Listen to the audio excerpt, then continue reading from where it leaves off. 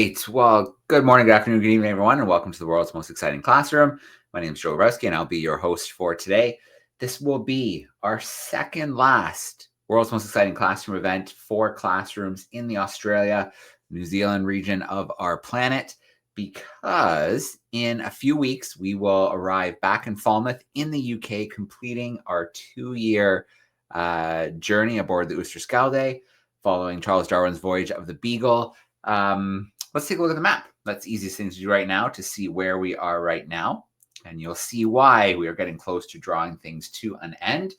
If I make this a little bit bigger, you can see that we are at our final stop of the journey. This is the Azores, this little chain of volcanic islands here in the Atlantic Ocean, part of Portugal. And if I pull back a little further, you're going to get a feel for where we are in the world. So you can see the last few weeks, we've made our way from South Africa through a few islands here, St. Helena, Ascension. We passed by Cape Verde, and now we are in the Azores. Next week, we'll have our final group of young Darwin leaders come on board the ship. They will be working on various projects with our conservation partners, getting out in the field, creating their videos, and gaining new conservation skills.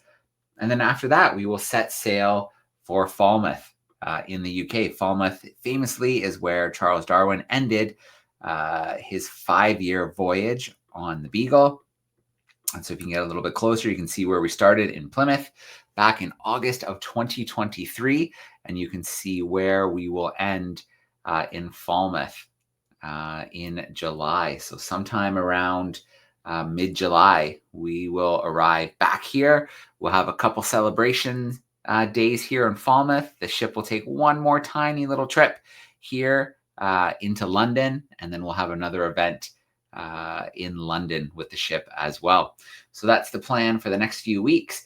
As you know, our Starlink units are, well, they're just not working. We put them through some pretty tough use over the last 2 years. And the first one gave up on us as we were leaving Cape Town, and then the other one as we arrived in St. Helena. But I should be able to get an update from the crew tomorrow, and we'll share that video update in our next event when we're together next week. So I'm going to come back from that screen share now. Last week, we were joined by one of our ambassadors. So we've had 3 ambassadors for this journey. Sarah Darwin, who's Charles Darwin's great-great-granddaughter. We had Sylvia Earle, who is one of the world's leading ocean researchers and conservationists. And then our final ambassador was Jane Goodall. And I think everybody listening in probably knows all about Jane Goodall. And so she was kind enough to join us last week for a live event for our classrooms in the Australia, in the UK, North American region. And we had a really great event with her. So I would like to share that with you tonight, because anytime you get to hear Jane speak, tell stories from her past in Gombe and Tanzania, and then talk about what gives her hope and what she sees happening around the world is pretty exciting. It's great to hear her speak. So I have that video queued up. We're going to take a look at that today. Now, we won't be able to ask questions because it is a recording. Jane isn't with us live. But for anybody tuning in, if you want to fill that chat with some questions about the Darwin200 journey, about our travels around the world, life on the ship, places we visited, animals, wildlife we've seen, ocean conditions, things like that, I can answer some of those questions for us today. But for now, let's get this queued up with Jane, and let's spend a little time with the incomparable Jane Goodall. So bear with me for a second while this loads up on my end. And then I will get it up here for you. Here we go. Our guest for today needs no introduction, but I'm going to give it a try anyways. We couldn't be more thrilled to have had Jane Goodall as an ambassador of the Darwin200 mission. She's an ethologist, an environmentalist, and the founder of the Jane Goodall Institute and a United Nations Messenger of Peace. Through more than 60 years of groundbreaking work, she has not only shown us the urgent need to protect chimpanzees from extinction, she's also redefined species conservation to include the needs of the local communities. Today, there are 25 Jane Goodall Institutes working to support core programs, including Roots and Shoots, which is JGI's environmental and humanitarian program, empowering young people of all ages to become involved in hands-on projects for their community animals and the environment in more than 65 countries. So I'm going to reach backstage. We're going to bring Jane in live with us right now. Hi, Jane. How are you? Hello, I'm just fine, apart from a croaky voice, which I can't help. But and by the way, Joe, we're now in 75 countries. Wow. 75 with Roots and Shoots. And it's growing all the time, really, really fast. It's absolutely incredible, Jane, the work that you do, not only for conservation, but with young people as well. And, you know, you've been such an inspiration to the young Darwin leaders who come on board the ship at every port that we make a stop in. Well, you know, I am so jealous of everybody who's been on the ship. I stood on it before it left, but goodness, I would have given anything to be young again and to share part of that voyage. Darwin was my hero, and I just think everybody who's had anything to do with that voyage is really, really lucky. And I take my hat off to Stu McPherson for thinking this amazing journey up in the first place. And I don't think anybody thought he could pull it off, but he did. And it's just the most magical voyage that I can imagine. Yes, Jane, it has been absolutely amazing. And yes, you're right. An absolute huge shout out to Stu.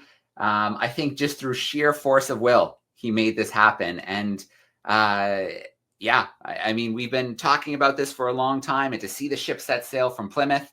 And I've been lucky enough to catch up to the ship in different places, and we've done really cool broadcasts from the field for classrooms. In fact, a couple of weeks ago, I was in South Africa, and we did a live shark dive for classrooms, a live cage dive with bronze whalers. It was one of the coolest things we've ever done with classrooms. That's fantastic. And Jane, I know you've been busy. You just returned from Taiwan and Japan, so it's not a surprise that with all the speaking you've been doing, that your voice is a little bit croaky today. Yeah, well, I got some kind of bug. I don't know what the bug was. I managed to get through every event and then collapse in between.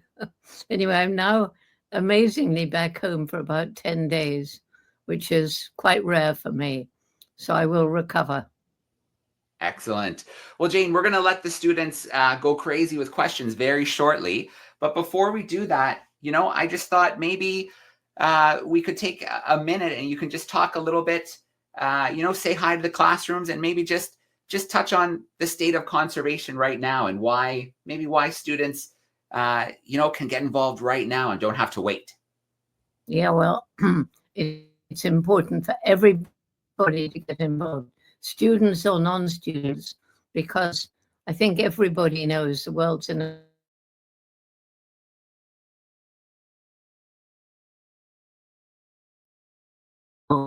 to do their bit. We need everybody to remember every single day you live on this planet, you make some impact and you get to choose wisely. We need to pull together. You know, I see humanity at the mouth of a very long, very dark tunnel. And right at the end of that tunnel is a little star shining. That's hope. But it's no good sitting at the mouth of the tunnel and waiting for that star to come. We've got to crawl under, climb over, work our way around all the obstacles between us and the star. The climate change, the loss of biodiversity, the industrial agriculture, and on and on and on, discrimination and poverty and unsustainable lifestyle. So it needs all of us to get together and do our bit. And if we all get together and do our bit, we'll reach that star. And why is that so important? Because if we lose hope, we give up, we do nothing, and we're doomed.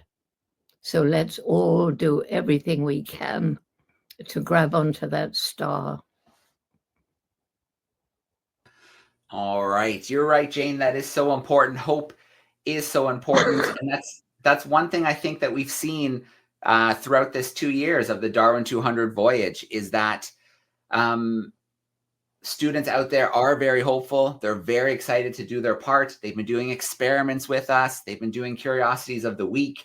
They've been telling us stories about things that they do in their classrooms and their communities. So I think that's one thing Stu and I have noticed on this journey is there's so much hope when we see the Explorers Club researchers come on board, when we see Darwin leaders from all over the planet come on board and learn with us. And then when we see the students each and every week come out, hang out with us, ask questions, and learn about the world. So yeah, we get to see that hope. And I know through Roots and Shoots, you get to see that hope as well. Absolutely. I mean, I was just in Japan. It's just flying across Japan. It started late, but my goodness, it's catching up.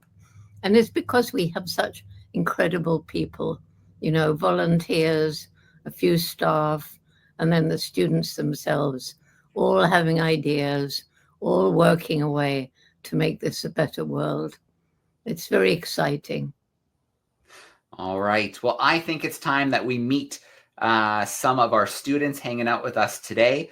There's still loads and loads saying hi in the chat, which is great. We're going to visit some of our camera classrooms. We are going to take some questions from YouTube, so don't be shy and send us some questions in the chat sidebar.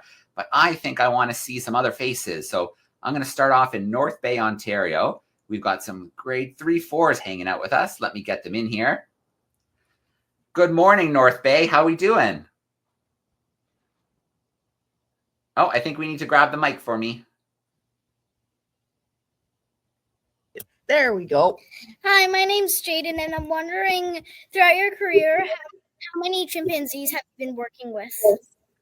How many oh my goodness. Well, I couldn't possibly answer you that way. Remember, I've been doing it now for 65 years. And out in the wild, there are 3 groups of 50 each, but many of those have died and new ones have been born. And then I work with zoos all around the world. And we have sanctuaries for orphan chimps whose mothers have been shot. So I couldn't begin to tell you how many chimpanzees. Thousands. Okay, thank you. All right. Jane, that beautiful face behind you in that picture. Can you tell us a little bit about who's in that picture? Now, this is David Greybeard. This one, yes, there. David Greybeard was the first chimpanzee to lose his fear of me way back in 1960. And he's the one who showed me chimps can use tools to fish for termites. And he was, out of all the chimps, my very, very favorite. Handsome, calm, a born leader, not the top ranking, but one that the others trusted. So they often followed him. He was extremely special. All right. Well, North Bay, thank you for that great starter question. We're going to come back your way soon. Let's see. Let's go to our 7th and 8th graders, Miss Wool's class. I'm going to bring them in here. Hey, 7th and 8th grade, how are we doing? Good. Good. All right. Do we have a question to get us started? Yes, we do. Excellent. Hi guys, I'm Ivy. Hi, Ivy. If chimpanzees could speak to humans, what would they say? They'd say, please go away, stop cutting down our forest, stop capturing us, leave us be in the forest, and make sure that you protect that forest forever. All right. 7, 8, we're going to come back your way, but I have no doubt that if a lot of animals could speak, plants, animals, that they would have that same thing to say to us. No question. Absolutely. I'm sure they would. And by the way, you know, you say plants speak. They do speak. They do talk to each other. A lot of people don't believe that, but it's true, as you know. Absolutely. There's some great books about that. I'll suggest some to classrooms afterwards because as we look more at our planet every single day we're discovering and learning amazing new things that Yeah. we never would have thought about 5, 10, 15 years ago. Absolutely. All right, Miss Steinhoff's crew hanging out with us in Guelph, Ontario. How are you doing, Miss Steinhoff's crew? Hi. My name is Christopher. Hi, Christopher. What's your opinion of zoos? My opinion on what? Zoos. Zoo. Well, there's zoos and zoos. Some zoos, they've got really nice big environments for the animals. They have a good social group, the right food, the right space, the right enrichment, and they're doing a lot for conservation. So the animals in the really good zoos are like ambassadors. You go and look at them and you think, oh, this is what they're like in the wild. They've got the same kind of environment. And then you want to protect them in the wild. All right. Thanks. Great question. Yep. We're going to go to another classroom. Then I'm going to dip over to YouTube because I see loads of questions coming in via YouTube. Mrs. Parrish's grade 6, 7. How are you doing today? Good, how are you? Good. Hey, everybody. All right, Taylor, go ahead and ask your question. I was wondering, when you were traveling, which place was the most impacted? Did Bye. you get the show? Yeah, Which place was the most impacted? So, Jane, on your travels around the world, what area maybe of the world have you seen that's been most impacted by humans? Oh, my goodness. It's very hard to say because so many countries have been horribly impacted. And the ocean, the ocean with the pollution and the warming waters and the melting ice and the areas of acidification. The ocean is horribly impacted. The rivers are terribly impacted. We have a lot of work to do. And you young people, you're inheriting a mess. And fortunately, there's a lot of us older people who are very conscious of the fact that we're harming your future. And we're all geared up, ready to help, to give you advice and to help you. Well, you're going to have to move mountains, and you can. Yeah. And I think one of the things that gives me the most hope and makes me excited is how resilient nature can be. There's so many examples, especially in the ocean. If we give it space and we leave it alone, it can do a lot of the work itself. Absolutely. All right. Thanks, 6 7s. We'll come back your way shortly. But I want to zip over to YouTube because we already have a pile of questions starting to come in right now. Let's see. What should we start with? Okay, this is kind of a fun one. Jane, this student would like to know, what about your job? What about your career do you love the most? Well, what do I love the most? I think I love the most getting to meet amazing people when I go around the world and seeing extraordinary projects, just like you were saying, Joe, places that we've utterly destroyed. Give nature a chance. Nature will come back. Animals on the brink of extinction can be given another chance. And I love collecting up these stories and then sharing the stories when I do my lectures. Yeah, absolutely. Let's see. Okay. We have some students in Hamilton, and they're on their way to high school. They'll be going to high school after the summer, and they want to know if they want to research in the field, if they want to work in conservation, what subjects would you recommend that they take? Well, it partly depends on what their school will give them, but I absolutely would recommend them to join Roots and Shoots, because then they'll have access to young people all around the world doing exactly what they want to do.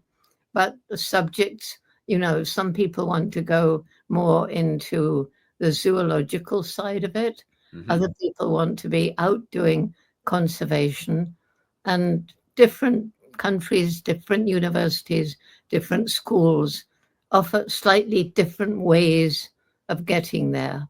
And I don't know all the ways. All I know is if that's what you want to do, hang on to that vision and don't give up. That's what Mother said to me. Yeah, there is nothing better than if you can turn your passion into your career. Nothing better. And one thing that we've learned over the 2 years of the Darwin 200 is even if you don't study science, maybe science and math aren't your best subject, you can still be involved in conservation.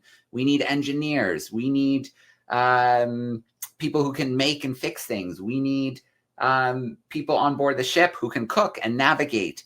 We need artists who can draw what we're seeing and bring things to the public in exciting new ways, like that beautiful picture of David Greybeard back there. And also, you know, Joe, I mean, you can help conservation, whatever you do. You can be a teacher, you can be a parent, you can be, you know, you can be somebody who empties dustbins. It doesn't matter. You can still do your bit for conservation by thinking, what do you buy? What do you eat? What do you wear? Did it harm the environment? Was it cruel to animals like factory farms? Can you eat less meat? Because eating lots of meat is totally ruining the planet, maybe more than almost anything else. Okay, so Dorothy would like to know how old you were when you first went into the field with the chimpanzees. Oh, I was 23 when I went to Africa and went to Olduvai Gorge with Louis Leakey and met a lion on foot and met a rhino and elephants all on foot. But when I began working with the chimps, I was 26, but a very young 26 in those days, not like a 26-year-old today. I mean, we were very, very naive. We didn't travel. I mean, students didn't get to travel like students do today. Yeah, a different world and very different connectivity. Yeah. I mean, okay. No television when I was growing up. No television. So when I went in the field, you know, today you have all kinds of stuff. I had a notebook and a pencil and a pair of secondhand binoculars. That was it. All right. Well, you made the best of those tools, Jane, no question. Mr. Moore's class would like to continue that early research questioning, and they're wondering, when was it when you saw your first chimpanzee? How did it feel? Very frustrating because it took one look and vanished into the forest. It took 4 whole months to get the chimps' trust. And it was very frustrating because I only had money for 6 months. I hadn't been to college. It was just this one American philanthropist who took a chance and said, all right, Leakey, my mentor, Dr. Leakey, here's money for 6 months. We'll see how she does. Nobody had been out in the field trying to study chimps. Nobody.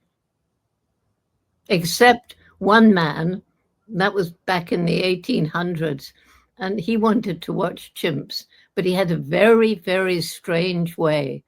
He built a little cage by a fruiting tree, and for some reason, he felt he would be less scary if he was naked.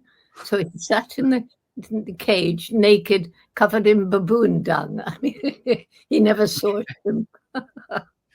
All right. Well, I mean, science is all about hypothesis, and maybe that one wasn't as good, but that's why we try things.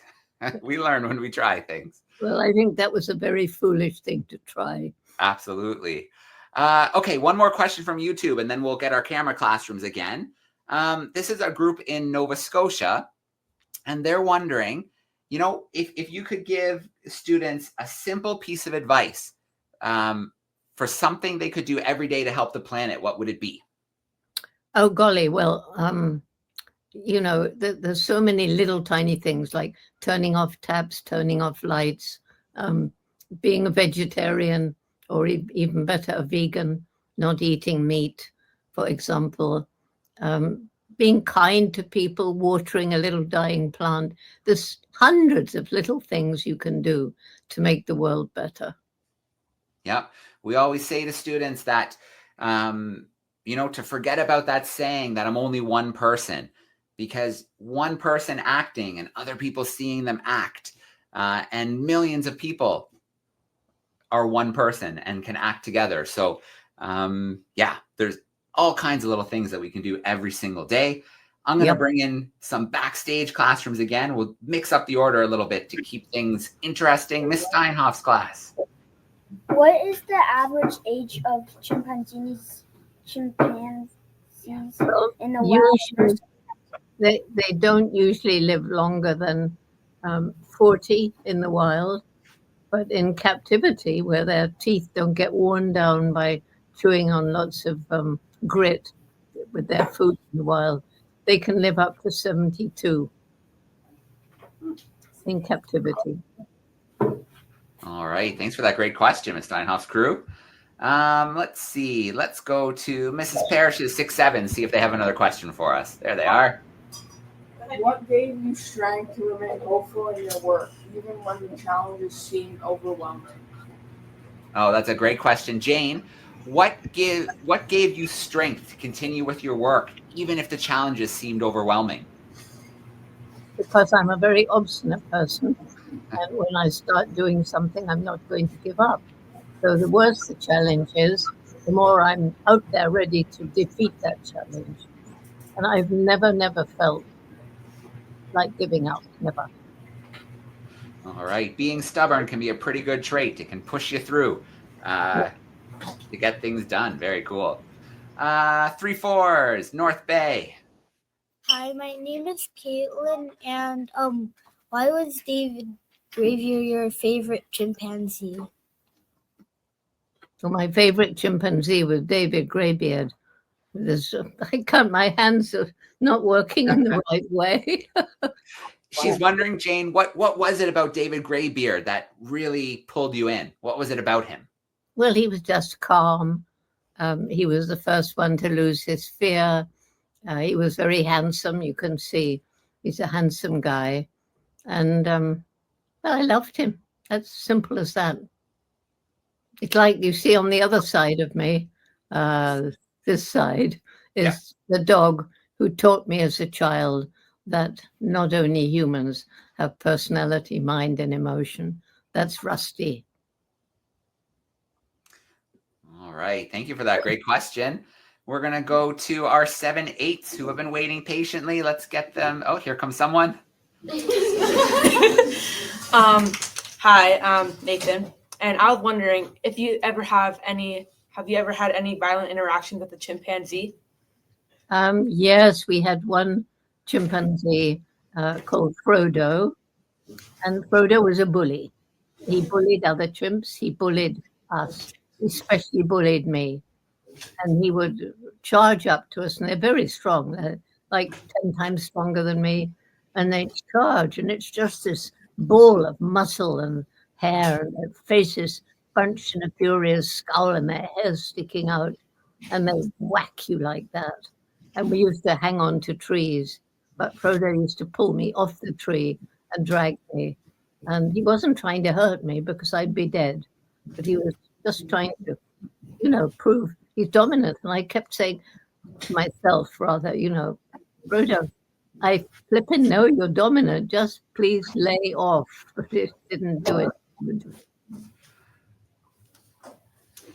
All right. Thanks for that question. And yeah, I mean, at the end of the day, they're wild animals. Yeah. Unpredictable. All right. Thanks, 7-8s. This is a fun question. This is from Alice. And Alice would like to know, obviously you've had lots of great experiences with chimpanzees in the wild, but is there another experience, maybe in another ecosystem or with another species that has always stuck with you? Oh, I never chose chimpanzees. That was Louis Leakey asking me if I'd study them. And I'm really glad because they are more like us than anything else. But I love all animals. I would have studied any animal. I've had wonderful experiences watching elephants, watching warthogs, and I love pangolins, the most heavily traded animal in the world. Will become extinct if we don't care for them a bit better.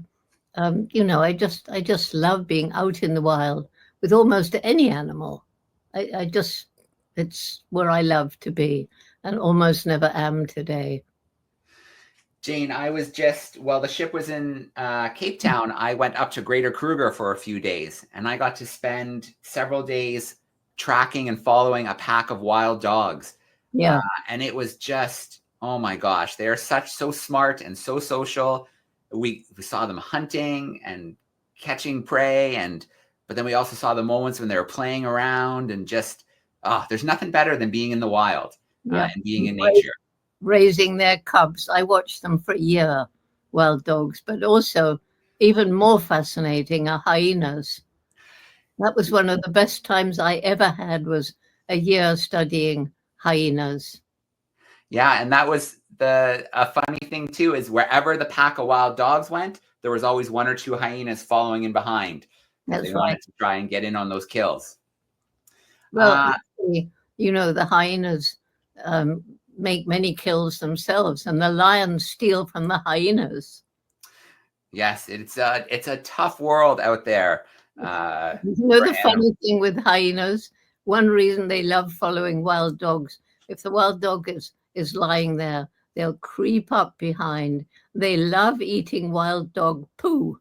They'll try and pinch it almost as it comes out. It's so funny. All right. Okay, I could continue watching that. Jane is so amazing.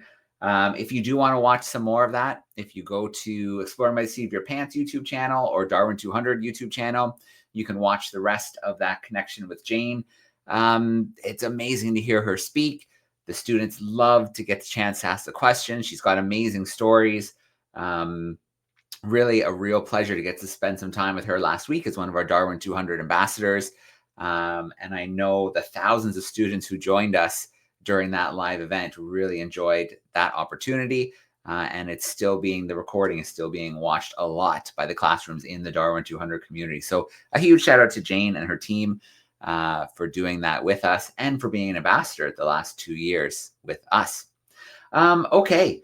So yeah, like I said, if you do have any questions about the DARWIN200, about the journey over the last 2 years, life on the ship, the wildlife we've seen, the conservation projects, don't be shy to use that chat sidebar. We have an experiment that we did last week, which I'm going to play one more time because you still have one more week to give that experiment a try. And in fact, this will be our last experiment because with next week being our final event, we don't have time to do another one. We've got a curiosity from last week, and we've got a brand new curiosity for this week, which again will be our last curiosity of the week. And then depending on the time, we connected with another really cool sailing journey called Around the Americas. And they have just set out on a 14-month journey on a sailboat, much smaller than the Oosterschelde. And they are going to sail around North America and South America, which are essentially just one massive island. So they're going to sail around that giant island of North and South America. It's going to take them just over 2 years. They're going to do a lot of science along the way. They're actually in the Gulf of Alaska right now. We just had another live event with them where we released a swift buoy to gather data on the waves and the temperatures and the salinity of the ocean. And we'll connect with them all throughout the year and a bit as they travel around the world. So we're going to queue up the Rainbow Rain experiment in just a moment, but I do see a couple of questions coming in via the chat. So maybe we'll tackle a few of those. And then we'll get into that Rainbow Rain experiment. So the first one here is from Margot, and Margot wants to know about how big chimpanzees can get. So smaller than us, maybe 3 feet to 5 or so feet tall when they're standing upright. Of course, they're not doing that very often. A lot of times they're sitting or they're crouched and moving on all fours. They can get to be up to about 130 pounds, and the males tend to be a little more solid, a little larger than the females. But as you heard Jane say, chimpanzees are incredibly strong.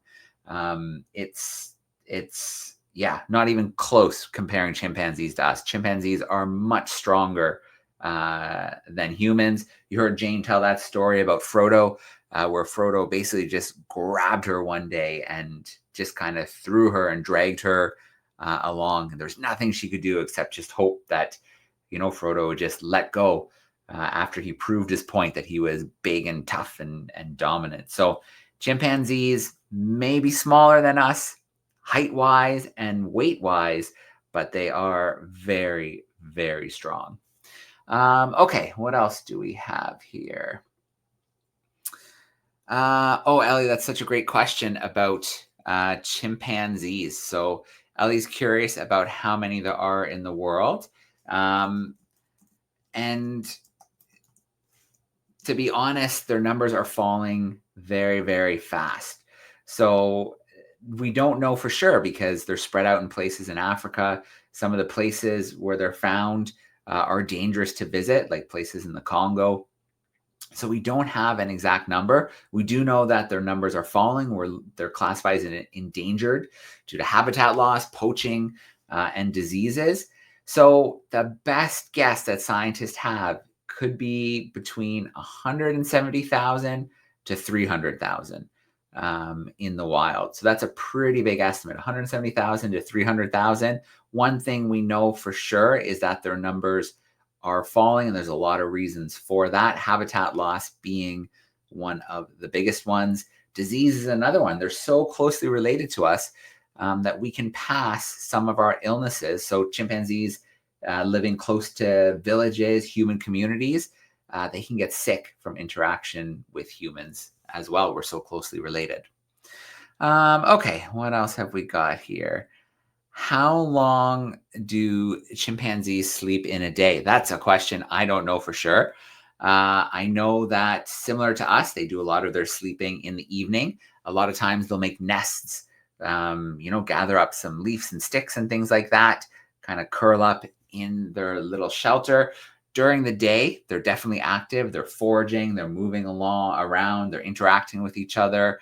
But you definitely see videos of them kind of lazing around as well. So let's see if Google can give us a quick answer here.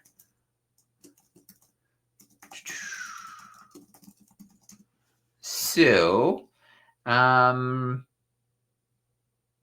so very similar to us. They'll sleep around 8 to 12 hours, and they'll do that mostly in the evening. Of course, during the day, they might take rest and relax as well. And then it's just talking a little bit about what I mentioned, the nests, how they build their nests in the trees. They move around, so they'll build a new one for the next night. They like to be kind of feel, safe when they're up in the trees and comfortable. So they build those little nests up there in the trees. What else do we have here? How many babies can chimpanzees have in a year? That's Patrick. So Patrick, it would be very similar to us. On average, probably just one. But of course, there's twins can be born as well. But on average, I'd say it's very similar to us. I would say just one. Jack wants to know what I like most about exploring the world. Jack, my favorite thing about exploring the world is seeing wildlife in different places. So when I caught up with a ship in Rio de Janeiro in Brazil, getting to get out in the Atlantic rainforest and see golden lion tamarins. So you can only find them in one place in the world, and that is in Brazil in the Atlantic rainforest. There's only a few thousand of them left. They're doing amazing conservation work. So getting to see them in the wild was amazing. When I caught up with a ship in the Galapagos, getting to see the giant tortoises on the islands, getting to snorkel with Galapagos penguins. So the penguins found the furthest north of any penguins found up on the equator. When I caught up with a ship in Australia, it was amazing to dive with the weedy sea dragons. It was awesome to be in Tasmania and to see the platypus, which I think are the coolest animals in the world, to get to see them in the wild. And then more recently in South Africa, getting to do the cage dive and do that live for students, getting to follow the wild dogs in the field and see them hunt. Getting to see things in the wild. Zoos are great because for people who can't travel, you get to see animals from around the world, and the really good zoos are doing amazing conservation work and ensuring that endangered species are surviving and doing really great research as well, funding research. But being in the wild, seeing things in the wild, especially rare animals that are hard to see, hard to find. So cool. I don't think I've told you this story. Let me see if I have the picture handy too. I'll share the picture with you as well. When I was going to South Africa, I stopped in Dubai. I had a stopover, and so I stayed overnight. But during the day, after I landed, I rented a car and I drove out in the desert because I really wanted to see a really cool owl called a pharaoh eagle owl. And so they're really hard to find, especially since they're most active at night. The desert is huge. I had a few ideas about where to go from researching online, but it was pretty unlikely that I'd find one of those owls in the wild. But if you don't try, you don't know what's going to happen. So I drove around in the desert for the day. I saw some cool birds and other wildlife. And then about half an hour before sunset, I was hiking along a little, not a mountain, too small for a mountain, maybe more like an escarpment. So just sand and rock and all these holes filling this escarpment. So it was like looking for a needle in a haystack. But I got really lucky and I found that needle. And I want to show you a picture of a pharaoh eagle owl. Whoops, I picked the wrong screen. Let's try that again. So I want to show you this picture of a pharaoh eagle owl. So there we go. That is a pharaoh eagle owl. Look at those intense eyes. Look at those big feet with those massive talons. So this was only a few minutes before sunset when I found this owl and got to take these photos. So yeah, my favorite thing about traveling to new places has to be, no question, is seeing the wildlife. And then maybe second is the food. Food in new places is pretty cool too. And getting to try things that you don't normally eat at home. Okay, what else do we have here? Pippa wants to know the favorite island. I think everybody on the ship would have a different one. I know a lot of people were really excited to visit Ascension. You guys saw some clips from Ascension last week. That's a pretty special remote island. It's a baby island, only about 1 million years old, a volcanic island, and one of the most important nesting sites for green sea turtles on the entire planet. My favorite island that I visited with the ship would probably have to be the Galapagos. I've been really, really lucky. I've been able to visit the Galapagos 3 times. And the Galapagos is unlike any other place on the planet. Wildlife that you only find there. Diving and snorkeling is incredible, from sharks to sea turtles to playing with the sea lions. And every once in a while, a Galapagos penguin joins you. So the Galapagos, I think for a lot of people, and everybody had that circled on their calendar because, very famously, Charles Darwin visited the Galapagos.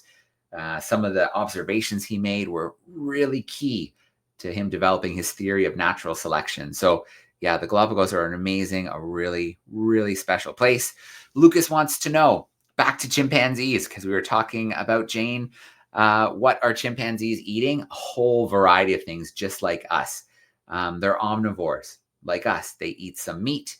They eat plants. They eat insects. So they eat plants. They have things that they love, things like figs that they have this sense of when things are ripening in different places around the jungle. And they turn up in those spots when big fig trees ripen and they can feast on those figs. They use tools. I think that's one thing Jane observed, was them using tools. So taking sticks, stripping the sticks, and then using them to fish for termites. We like to think that we're so special as humans and tools are what set us aside. But more and more, we're seeing that other animals throughout the animal kingdom are using tools. And chimpanzees like to fish for termites using tools.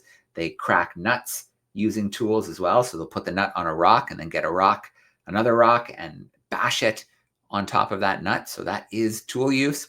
And then, believe it or not, chimpanzees hunt. Chimpanzees will gather and they'll hunt, and they will catch things like monkeys and they will eat that meat. So chimpanzee is very similar to us. They're hunters, they're gatherers, and they're omnivores. They eat a lot of different things.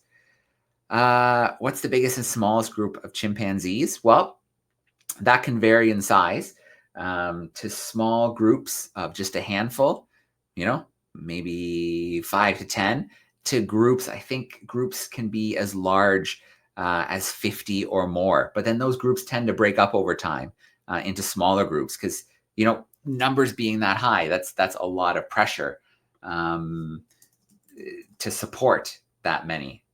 And you get a lot of fighting too, because the male chimpanzees, all want to be in charge.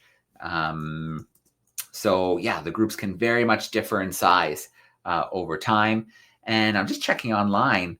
The largest group here that I can see online was up to 150 individuals. So you can imagine a group of chimpanzees, 150 individuals, but they do tend to kind of break off into smaller groups. Sometimes they even kind of become solitary individuals and break off on their own and roam away. So yeah, very, very cool. I think I tackled most of the questions there. Okay, perfect. Well, let's take a look at the rainbow rain experiment because it will be our final experiment. We previewed it last week, or we premiered it last week. There's still one more week to give it a try. So let's take a look at it, and hopefully we'll get some classrooms to send us in some photos trying the experiment. So let's take a look at this rainbow rain experiment here together. Here it is. Here we go.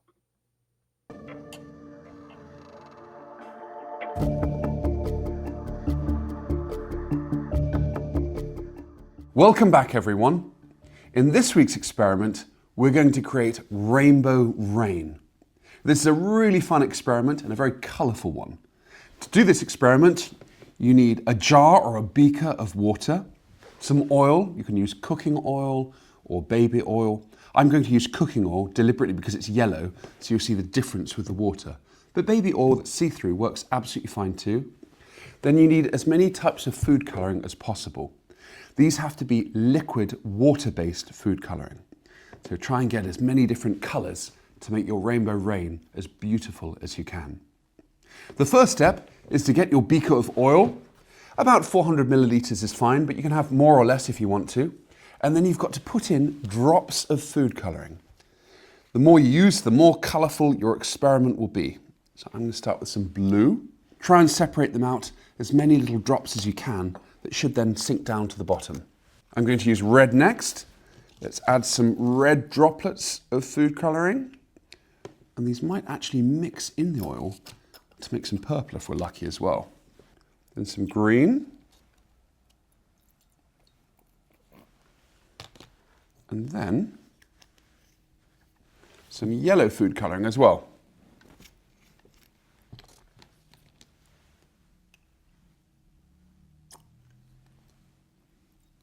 Quite a bit of yellow in there. So once you've added your food colouring, you then have to mix up the oil to make as fine little droplets of food colouring as possible. Give it a good stir and a good mix. It's pretty well mixed, I think. And you're then ready to create your very own rainbow rain. Let's pour this in and see what happens.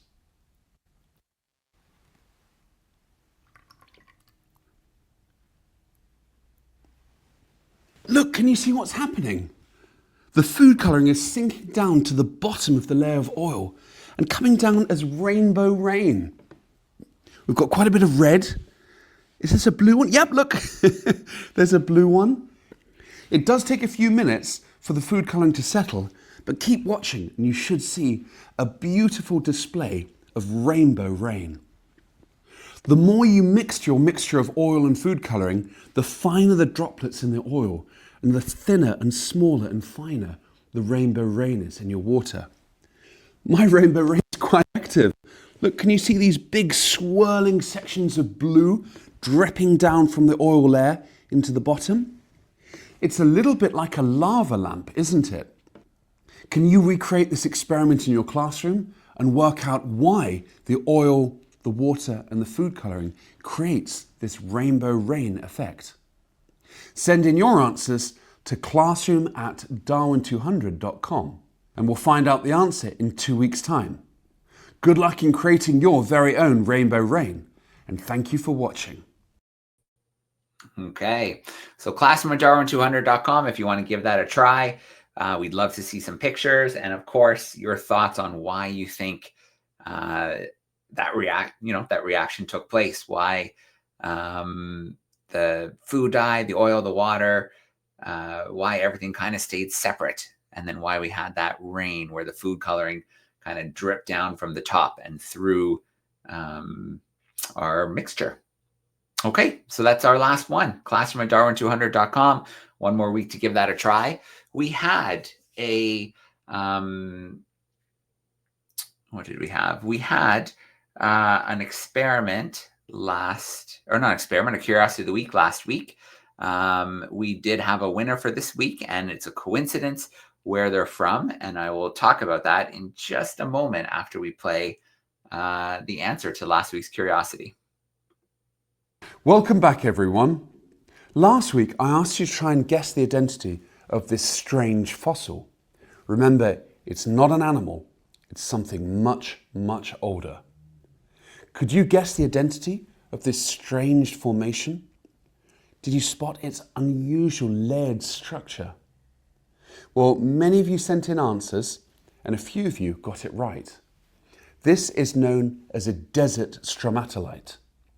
Stromatolites are one of the oldest forms of life on Earth. They first emerged in the fossil record about 3.5 billion years ago, and some scientists argue that they might be even older than that. And they became really abundant about 1.5 billion years ago.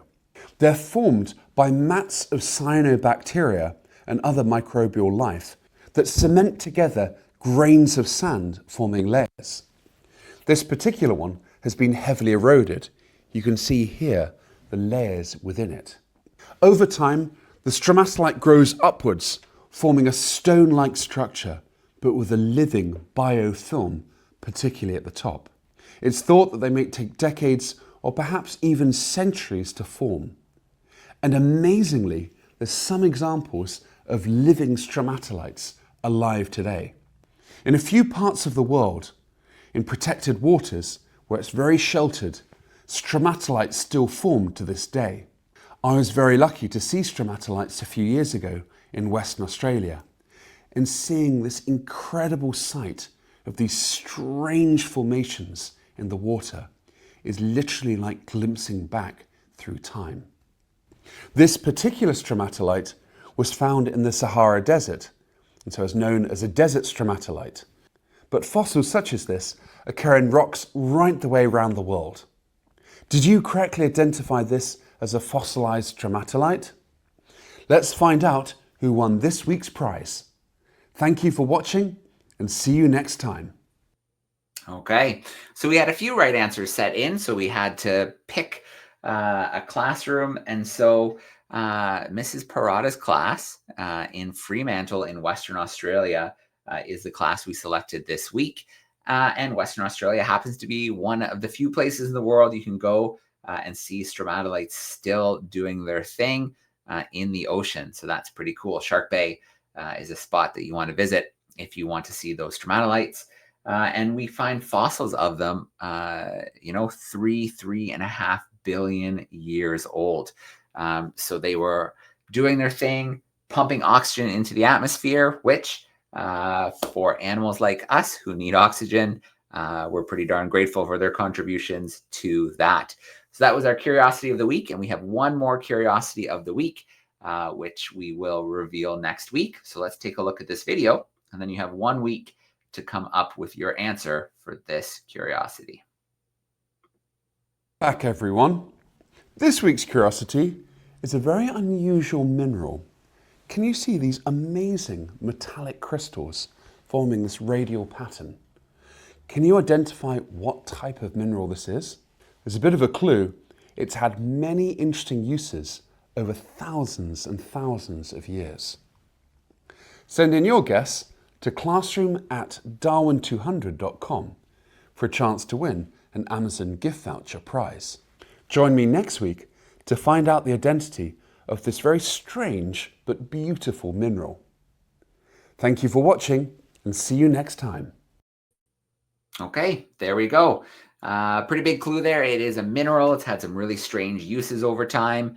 It's pretty distinctive. So I think if you do a little bit of searching online, you just might be able to come up with that answer. So that's our show for today. We had our experiment, so Rainbow Rain, one more week for the final experiment. We've got a brand new curiosity, 1 week to get those answers sent in. And then last but not least, we have to give a shout out to Jane Goodall again. It was, again, a huge pleasure to host her last week. Students had a blast. I hope your classrooms enjoyed hearing from her. You know, and like she said at the very beginning, she looks at, you know, right now we're in the end. We're in a tunnel. We're in a dark tunnel, but there is a star of light at the end. And we have a choice. We can sit and we can look at that light. We can wish we can get there, or we can actively be doing things every day, making changes, even small changes, to bring ourselves closer towards that light. Our planet is incredibly resilient. Nature is very resilient. If we give it time, if we give it space, it can heal itself. And of course, there's things we can do to help that process as well. So thank you to the classrooms for hanging out today. And a huge shout out to our sponsors, supporters, and partners who make everything happen, from the world's most exciting classroom to sailing around the world, to bringing our researchers on board, to our young Darwin leaders joining us and hopefully just beginning careers as future conservationists. So we hope to see you next week. But for now, we are going to sign off. I hope everyone has a great upcoming weekend.